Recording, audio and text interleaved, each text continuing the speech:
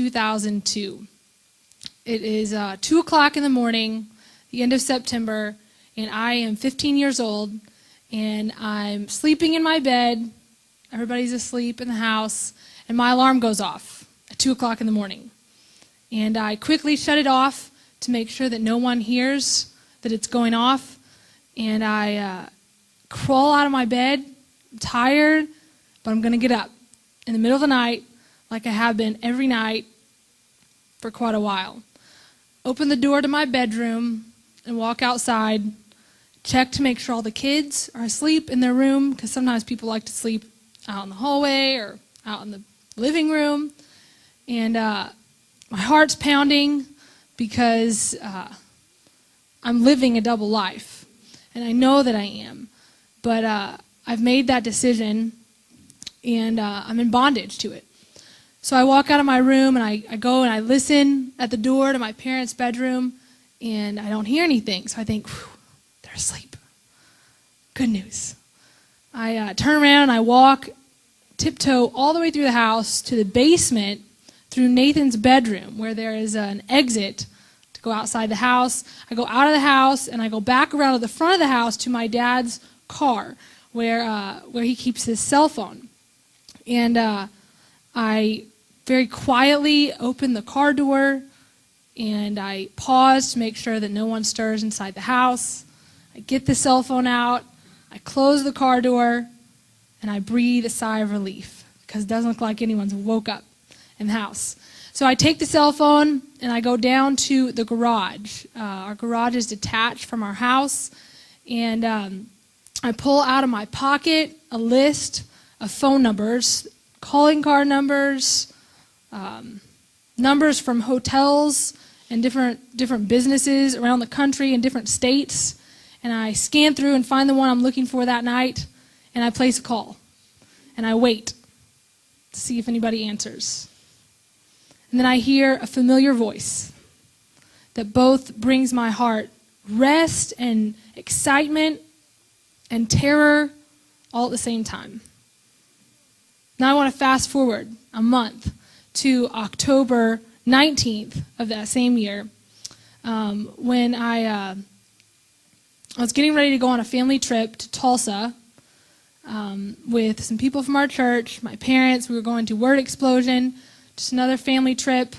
And in the middle of my day, my world stood still when I got a phone call from my dad, and Dad didn't sound very happy. And the last few months, I'd grown very fearful of my father, fearful that he would find out what was really going on in my life. And Dad called and he said, "Kalyn, I've got this cell phone bill. Someone's been calling this man in the middle of the night for weeks, like every night. Do you know anything about it?" And I said, "No, Dad, I don't know anything about it." And my heart was pounding, and I just pretty much shut down for the rest of the day. I kind of knew that I was toast at that point. I knew that my secret was about to come out for my parents, for my family, for the world to see. And it wasn't pretty. The rest of that day wasn't pretty. Turned out I had been having a secret relationship with a man in our congregation who was 31 years older than me for months and even years. And my parents didn't know about it. It was a secret known to no one except for me. And it had been destroying me from the inside out. That day was the most nightmarish experience that I can ever imagine going through. At 15, I had been upholding a double life for quite some time, and nothing was left unexposed that night. Everything came out. And whenever my parents finally realized that it was me who'd been placing those calls, everything in the Cherry house stood still. And it was like time just stopped right there. And really what had been happening, to take you back a little bit, I was 13 years old when a family started coming to our church. I was very mature, along with my siblings, because we'd grown up in a house that was a lot of responsibility was required of us. So I seemed to merge well with adults.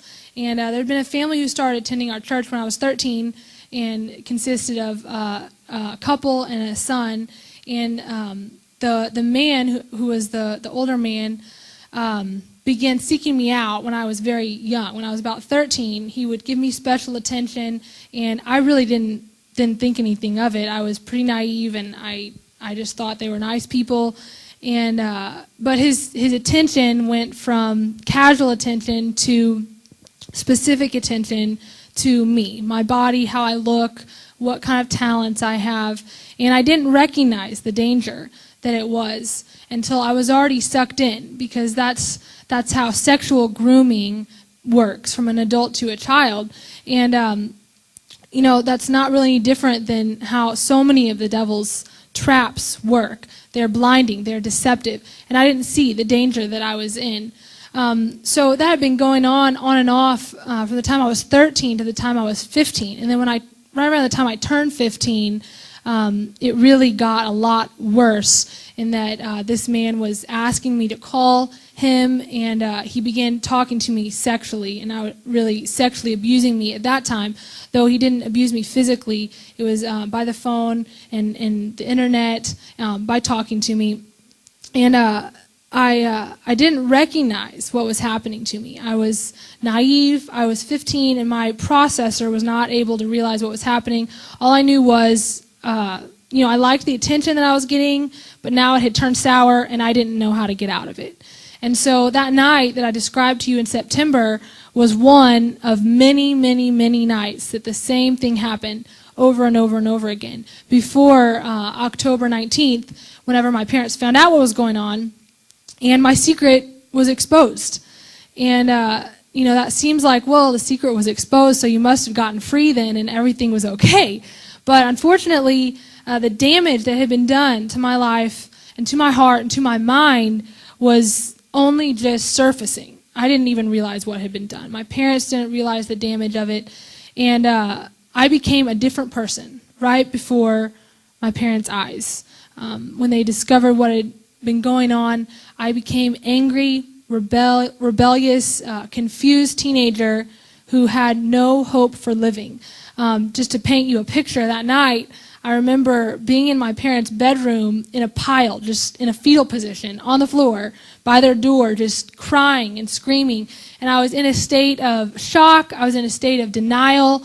I was in a state of deception. And all I did is I just kept telling my parents, nothing happened. There's no problem here. Everything's fine. But I can't believe you're doing this to me. I can't believe that you are taking this man away from me. I can't believe that you are angry with me. And I became just totally horrific person right there because of the damage and the stuff that had been put on the inside of me. And so that night was pretty nightmarish. But we made it through in that we lived to the next day, where we went to Tulsa.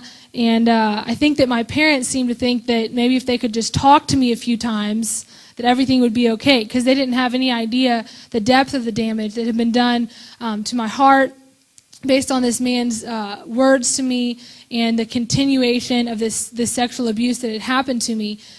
So we ended up going on to Tulsa that day, and I was in a totally out of it state. I wasn't talking to anyone, but I got in the car, and then I got on the plane to go to Tulsa. And I remember being there in a service at Victory Bible Institute, and I was just totally out of it. And my parents said, we're going to go back to this back room to talk. And I went back there with them, and I would say it went from bad to ugly then. That I remember looking at my parents and just telling them, I'm never coming back home. You don't understand. I am gone. I'm not going to come back to you as your child, and your other children. They're gonna fall away from you too, because at that point I was operating out of the darkness that had been put on the inside of me, and I didn't have anything else to come out of me, but just the lies and the deception that was in the inside of me. So the next few days, this kind of opening of my secret life continued, and my dad and mom still didn't know what had taken place with this man exactly. I was lying to them because I had been told by him to protect him, that I would be in trouble if anyone knew.